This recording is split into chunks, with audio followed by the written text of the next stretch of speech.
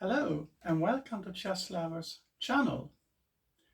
Another important game I have learned by heart from this eminent middle game book, Neuhausen, Zurich, 1953, the most important candidate tournament in history, especially the book written by David Bronstein, is a game between Gideon Ståhlberg and Yuri Averbakh.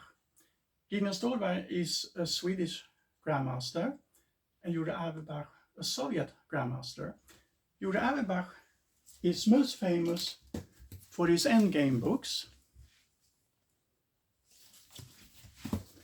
But despite the fact he is very skilled in the endgame phase, he lost in the endgame. But what is the reason I have learned this game by heart? The game between Ståhlberg and Averbakh. It was played in the 27th round. It was 30 rounds altogether, 15 participants, the best players in the world practically.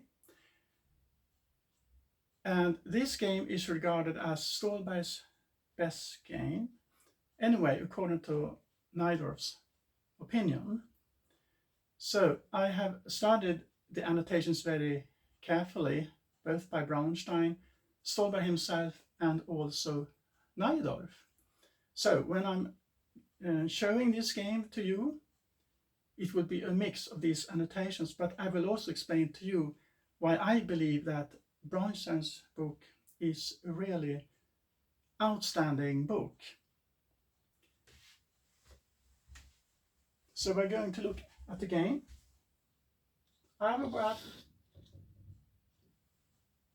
played the Indian defense, but we don't know exactly what Indian defense, as there are several. Now Ståhlberg is inviting him to play the Queen's Indian defense, which is about controlling the e4 square, the key square for black.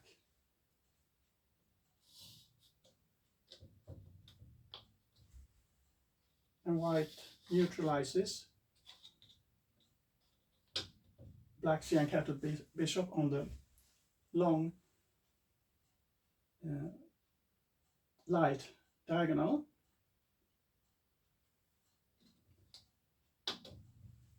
And now Ståhlberg is fighting for the e4 square. So black must be careful here, because white's next move will be queen c2 if black, for example, castles here. So this is the correct move. And now white must make a very important decision. I mean, he could take on e4, he could play queen c2. But Ståhlberg played this very interesting continuation. It's a Czechoslovakian continuation, especially played by Opusensky. And what is the idea? It looks strange to give up the bishop pair so early, so this is not a classical move. You might even call it a hypermodern move, because this bishop has problems to find a useful square. And also, the knight on e4 is actually stronger than the bishop, the black square bishop. So here, black stabilized the e4 knight.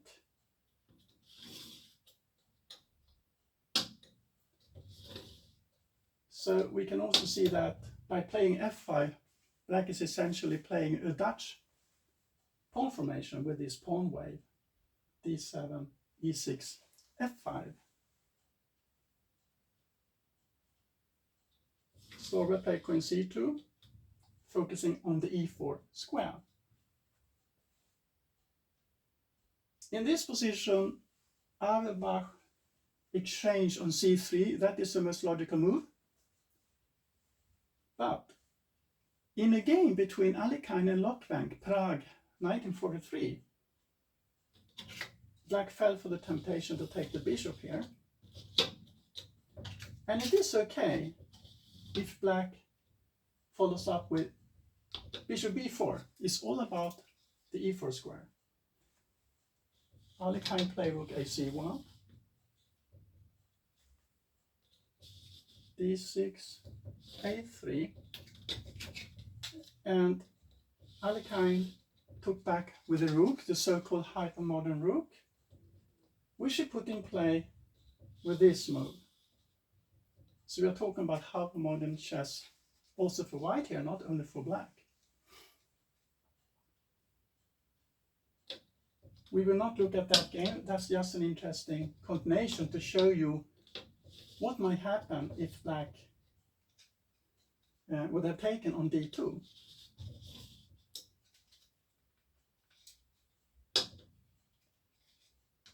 Instead, Averbakh exchanged on c3.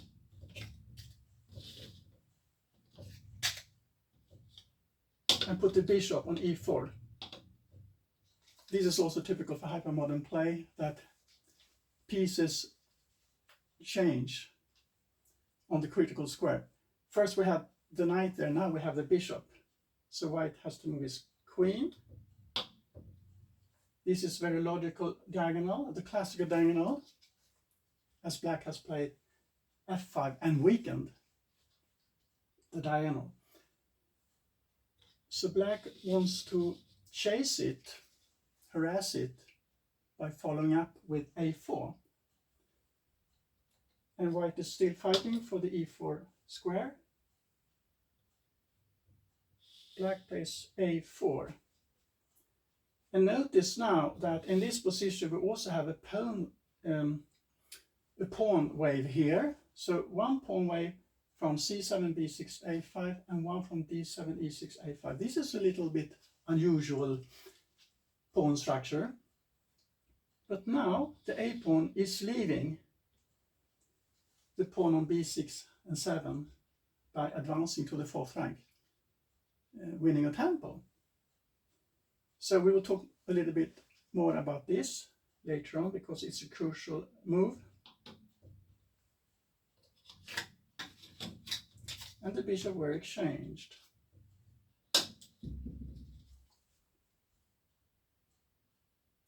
Here black played bishop f6, which is a reasonable move, vacating the e7 square. Neidorf don't like it. He prefers d5 to prevent e4. And now we have a kind of stonewall structure.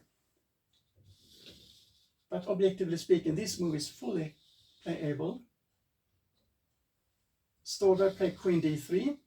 White is obviously preparing e4, and Ståhlberg think that white is very comfortable here, and that is true. But if you find out what the computers say about the evaluation, it's about equal. But in a human perspective, white's position is a little bit easier to play. So black developed his queenside knight, and now e4. So now the pawn wave is destroyed. So this is an exchange in white's interest, increasing his space advantage. And the queen is exceptionally strong on the e4 square.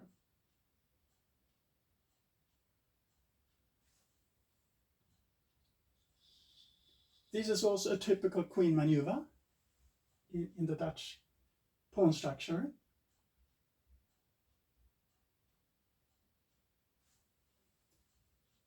Ståhlberg made a typical classical move, moving the queenside rook to the d1 square.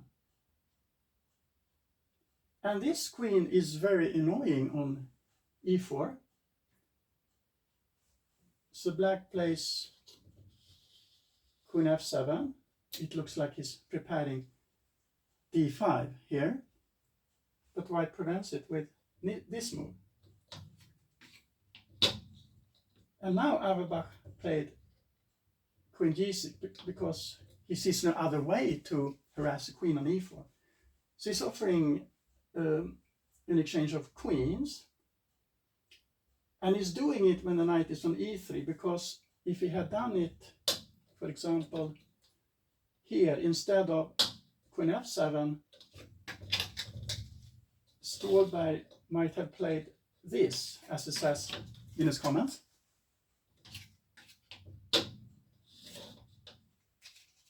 So in that perspective, Averbach's continuation is clever. You provoke the knight to come here to prevent d5, and now Queen d6.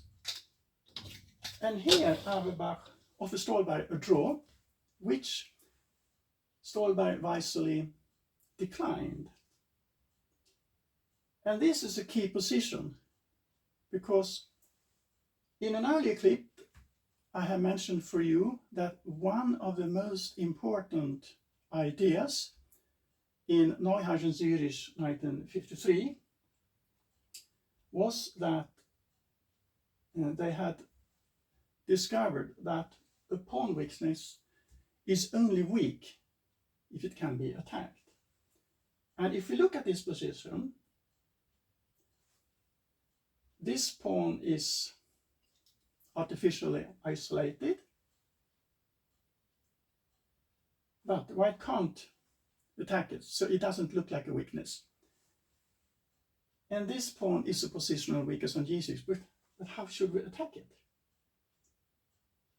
So the only way for white to be able to profit from these potential pawn weaknesses is by exchanging minor pieces and enter a rook endgame. And Ståhlberg was a very skilled technical player, so you can learn a lot technically by understanding what is going on here.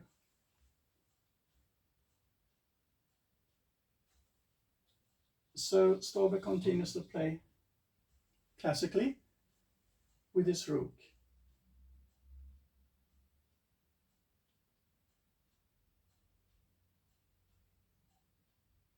And we can also see here one fundamental problem with this pawn on g6 is that the g4 square is available for white's knight. I mean, if the pawn would have been here, this would have been a possibility to limit the knight. So this is a key idea, knight g4, knight e5. So black plays this move to put pressure on the c4 pawn. So it will be more difficult to play knight g4, and as you also can see, b3 is not possible either. So this is an important position. How would you continue if you were white here? Why don't you pause and think for a couple of minutes?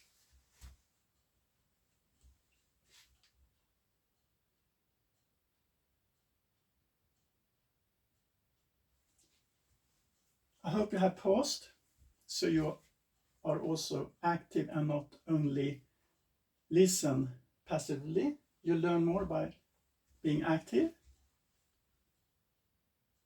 Here Ståhlberg played rook e2, so he can still improve his pieces. So now he's improving his rook, and such a move makes me think about Karpov, because it's also part of his technique to play like this.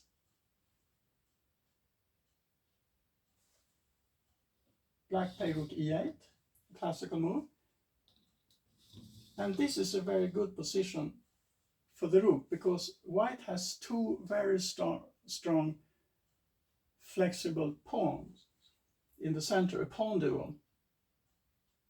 So at the right moment, white would like to play d5 or possibly c5, but he wants to have his pieces as perfectly placed as possible. So black also keep the flexibility. And now he improved his king position. Black did the same. And now Ståhlberg played rook d3. This is a very nice improvement. Notice that the last rank, or the first rank, because white is white, is empty now. So what Ståhlberg had done here, essentially, is creating a chessboard with 56 squares instead of 64. This is also a technique that has been used by Magnus Carlsen and Tigran Petrosyan. So strong technical positional players plays like this, increasing the space advantage step by step. Because the rooks are stronger here. For example, the rook can come to f3 in the future. So black wants to maneuver his king to the queen side. He's not worried about the g6 pawn, because how should white attack it? It doesn't seem to be possible. What he could have done was to play g5 to stop white from playing h4. But then the bishop would become a little bit worse. So white played h4, trying to fix the pawn on g6. Now followed king d7, but Ståhlberg writes that on g5 he might have played this, or perhaps even taken g5, followed by f4. But I think this looks very logical. Averbakh played king d7, and now the pawn on g6 is fixed. It's not possible to play g5. So this is an interesting position. I mean, white can still improve its position further with, for example, king f3, but it doesn't have an idea. So maybe a better improvement move for white here would be king h3, maybe followed by g4, g5 to increase the space advantage. But it's black's move here, and this move might be difficult to understand, but I assume the idea is that if white plays d5, black has a possibility to put the knight on c5. At this moment, white has a strong move. Can you see it?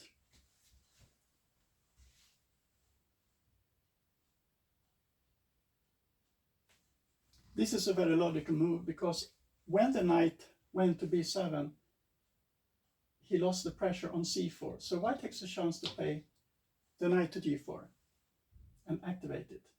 Black goes back, because white can't play b3.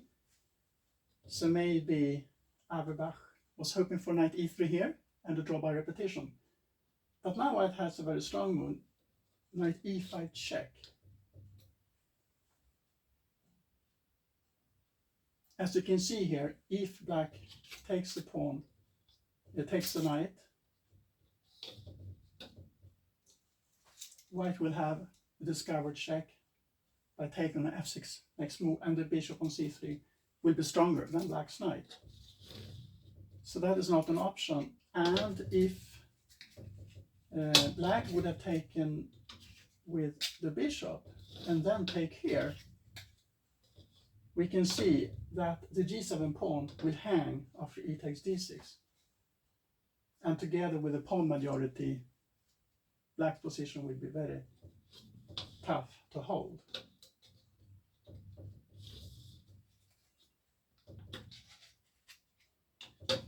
So black played king c8,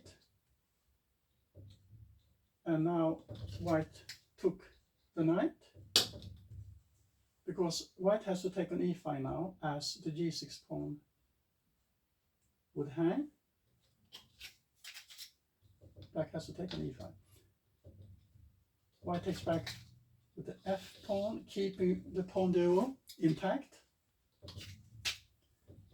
And now black gets his rook to the 5th rank from white's perspective.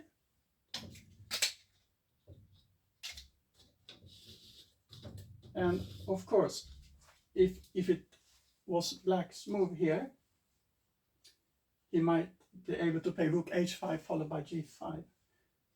Now it looks like black's position pawn position on the king side has become stronger because there is no double pawn anymore. But these pawns, especially f6 and g6, can still be considered positional weaknesses because we are in a double rook ending. And here white plays a very strong move. I want you to guess what he played before I show you for the greatest pedagogical effect.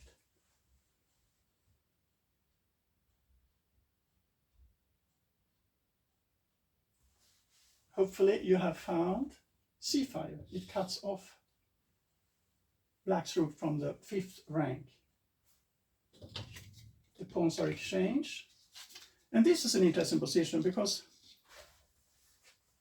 Neidorf, he even put double exclamation marks on this move. And from a human perspective, this move is questionable, but if you check with the computer says it's perfectly fine. And this is a difference between human chess and computer chess. And in my opinion, the reason computers are not good teachers, you can learn more from human games and human comments, is completely useless if you want to improve in chess, to learn that this position is a draw, because white has the pressure. Black must play very precisely to be able to hold the draw. And in this game, the great endgame expert failed to do that. The normal move would have been, for example, e5, followed by f5, e4, and advanced the pass pawn. Or he might have been able to play f5 first. So that is what he should have played to activate the dynamism in his pawns. But still, this move is not wrong. Ståhlberg also thought it was wrong.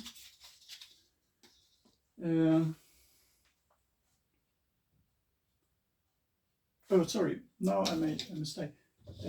Of course, it's not wrong if white exchange rook. The idea is that white should try to force f5 or the passive move rook f8.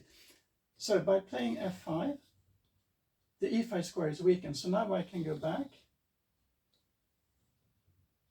and black now threatens to play e5, but white stops it. The position is still a draw, but as we can see here, white has an active rook against the passive rook.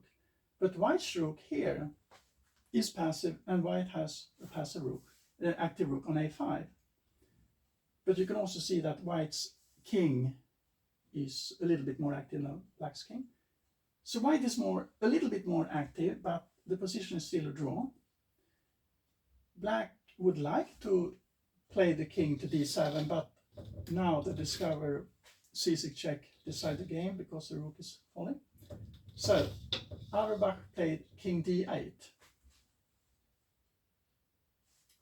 and Ståhlberg increased the pressure on the e6 pawn, and Averbakh activated his rook on the b5.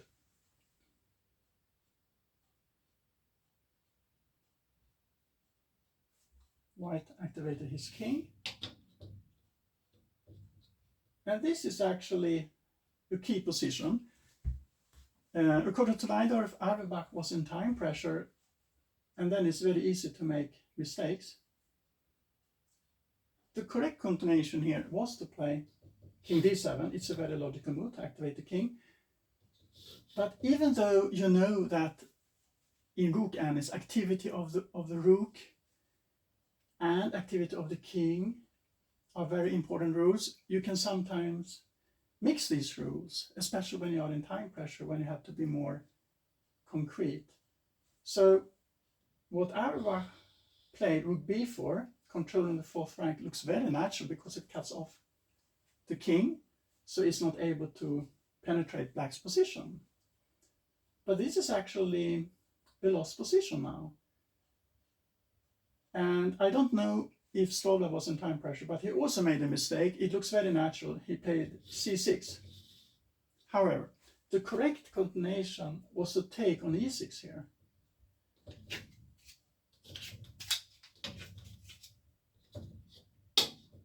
And then after rook takes b2, play the clever move a3, because this wins the tempo for white. Because after this, white gets this move for free. And after rook takes a3, rook takes g6, we can see that the pawn on f5 will fall and the g3 pawn is defended. And it will be easy win with two connected pawns.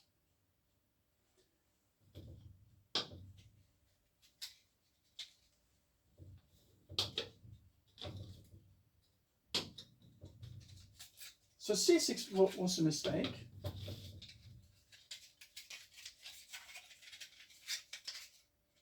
You can say rook e8. The pawn is on e6.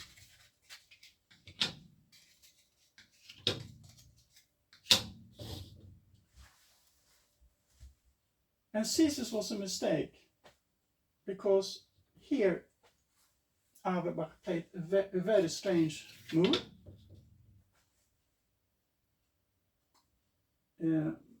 Because of two reasons. He was in extreme time pressure and he probably thought the position was lost. But it's just an illusion, you know.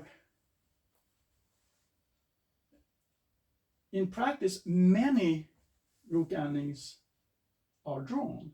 And this is also a draw position if black would have played rook b6.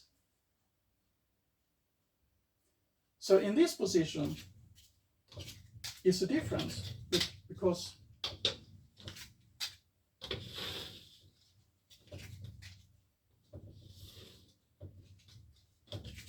we can see here that now black has this move.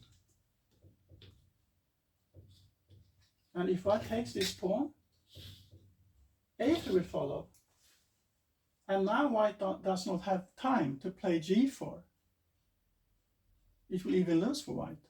g4 would lose to rook c5 check, followed by rook a5, the rook behind the passed pawn. And black wins the pawn race. So it means that this is a drawn position.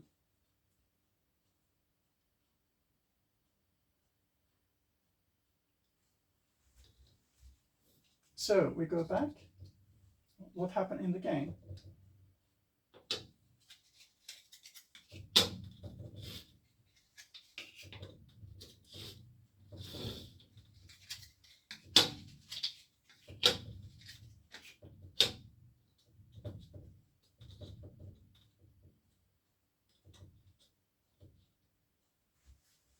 So after c6 he didn't play rook b6, he played rook e4. So he's essentially exchanged his active rook for white's passive rook.